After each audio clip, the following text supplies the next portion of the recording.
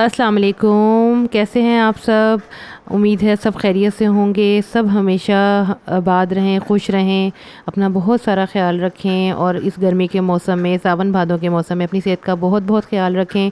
लीमू का और हरी मिर्च का ज़्यादा इस्तेमाल करें ताकि पेट की कोई तकलीफ़ ना हो। तो जी, आज का व्लॉग मैं स्टार्ट कर रही हूँ अपनी डेली रूटीन से। ये जो आपको नज़र आ रहे हैं ये कोई फ्रूट नहीं है, ये आलू हैं। और आलू आपको पता है कि मनपसंद सब्ज़ी है, हर सब्ज़ी के साथ एडजस्ट हो जाता है। आज मैं यहाँ पर बहुत ही मज़ेदार आलू की टिक्कियाँ बना रही हूँ। आलूओं को बॉईल कर लेना है और इसके फिर 2 पोर्शन कर लेने हैं। एक पोर्शन में जो भी आप चीज़ें डालते हैं, नमक, मिर्च, मसाले, गरम मसाला, प्याज, हरा धनिया, पुदीना थोड़ा सा काट कर वो डाल दें। और ये जो दूसरा पोर्शन है ये आपने दोनों को हाफ़ नहीं करना। ये आपने अगर वो 2 हिस्से हैं तो ये 1 हिस्सा होना चाहिए। इसके अंदर मैंने इमली का पानी शामिल कर दिया, जिसकी वजह से इसमें जो है खटास आ गई है। और हरी चटनी थोड़ी सी कूट के इसमें डाल दी है। फिर इसको बनाने का तरीका ये है कि जो वाइट वाला पोर्शन है, जो हमने ज़्यादा आलू लिए हुए हैं, वो हमने एक टिक्की उस रख लेनी है। और दरमियान में हमने ये जो इमली वाले पानी की टिक्की है इसको और हरी चटनी है, इसको आपने मिक्स कर देना है, इस में डाल देना है। और फिर आपने वाइट जो आलू वाला है पोर्शन, उसको आपने रख देना है। मतलब ये 3 टिक्कियों की 1 टिक्की बनती है और उसमें हम ये खट्टा मसाला भर देते हैं, जिससे ये इंतहाई लजीज बनती हैं। आप लोग ज़रूर ट्राई कीजिएगा। आप इसमें अपनी मर्ज़ी से अनारदाना भी डाल सकते हैं। मैंने इसमें हरा धनिया, पुदीना, ज़ीरा मैंने तवे पे भून लिया था, उसकी खुशबू ही और होती है। साबुत धनिया भी ऐसे ही मैंने तवे पे भून के उसको पीस लिया था। और आप जो शामिल करना चाहें, आलू की टिक्कियाँ आपको पता है हर घर में ही बनती हैं और बच्चों को, बड़ों को बहुत पसंद है।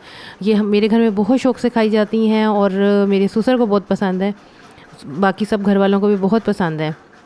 तो ये देखें, मैंने ये टिक्कियाँ बना ली थी। बस फिर आपने इसको अंडा लगा के और फ्राई कर लेना होता है। तो ये मैंने इतनी सारी बनाई थी और माशाल्लाह सब ने बहुत शौक़ से खाई थी। उसके साथ ही मैंने सालन भी बना लिया था। ये गोभी गोश्त बनाया है, मटन और गोभी का सालन है, ताकि मुझे शाम में भी फिर कोई मसला ना हो। तो ये साथ मैंने सालन बनाने के साथ साथ मैंने चटनियाँ भी बनाई थी। वो चटनियाँ भी मैं आगे चल के आपको दिखाऊंगी। अगर आप लोग कहेंगे तो मुझे कमेंट्स में ज़रूर बताइएगा, मैं आपको उन चटनियों की भी रेसिपी दे दूँगी। मैं मेरी जो चटनियाँ हैं वो बड़ी मशहूर हैं, मुझे चटनियाँ बहुत पसंद हैं और मेरी ये दादी बनाती होती थी। तो इसलिए वैसा जायका तो बिल्कुल नहीं आता, लेकिन फिर भी बहुत मज़े की सबको लगती हैं। तो यहाँ पे मैंने ये टिक्कियाँ बना के फ्रिज में रख दी थी और साथ सालन बना के रोटी बनाने के बाद तो मैंने इनको गरम गरम फ्राई कर लिया था, ताकि खाना सर्व करते हुए मैं इनको गरम गरम सर्व कर दूँ। उसके साथ मैंने ये खिचड़ी भी बनाई थी। बहन की तबीयत ठीक नहीं थी, ये ऑपरेट से पहले का व्लॉग है। जिस दिन उसको हम हॉस्पिटल लेके गए हैं उस दिन ये दोपहर का है सारा। तो मैं अपनी डेली रूटीन शेयर कर रही हूँ कि इसके साथ साथ क्या होता है। तो ये खिचड़ी मैंने बहन के लिए बनाई थी, तो वो भी मैंने साथ रख दी थी कि चलो बच्चे खा लेंगे। ये मैंने खाना सर्व कर दिया था। ये 3 तरह की आप चटनियाँ देख रहे हैं। एक तो आम दही का रायता है, धनिया पुदीने वाला, इसके अंदर भी ज़ीरा, धनिया, पुदीना।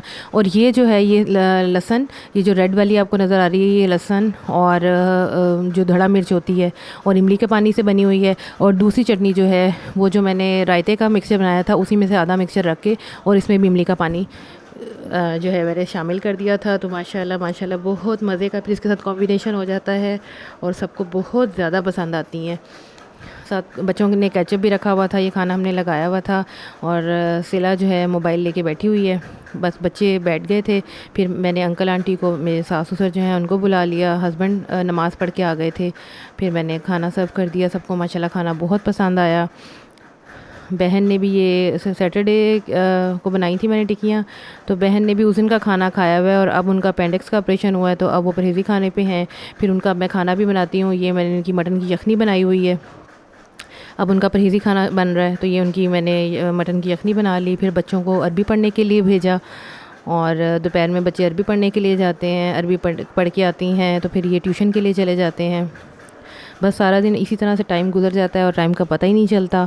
और फिर आना जाना भी साथ होता है, मतलब मेहमान भी आए हुए होते हैं, घर के बाकी काम भी होते हैं, तो ये बस चलते रहते हैं।